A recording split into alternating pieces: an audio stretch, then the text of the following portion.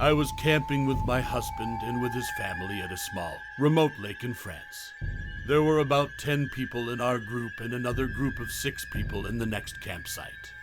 It was nighttime and both groups were doing typical activities, making s'mores, having a few drinks and telling stories, when we all heard what sounded like a little girl yelling out for help. Neither group had children with them, but we were all positive we were hearing a little girl, and decided to search the area we heard the noises from together. There was a field behind our campsites, and we all saw a very tall, pure white figure standing maybe 100 feet away from us in the field, making the noises. We all agreed this thing looked maybe 6 feet tall, skinny, and white as can be. We made our way closer to investigate, but whatever it was that we saw started backing off as we got closer, and it disappeared into the trees. All night we continued to hear a little girl calling for help as we tried to sleep.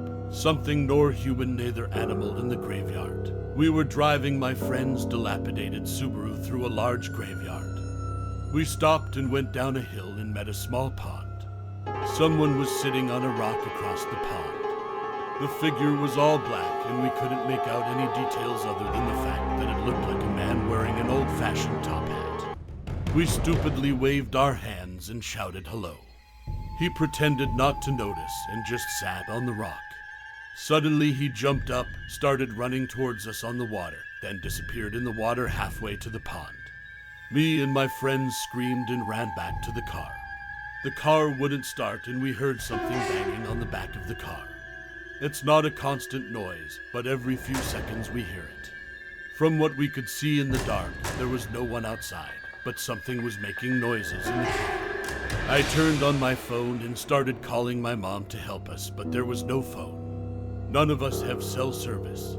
The next 30 minutes he spent trying to start the car. There was no pounding after that, but we felt a strong pressure all around us. Finally, the car started up and she pressed the pedal into the metal. We got out of the cemetery very quickly. As soon as we walked through the door, all of our phones had cell service back. One thing I'm sure of is someone or something there, and it's not an animal or a person. Thank you for watching this video. Do like and subscribe if you like the video and want to get more updates.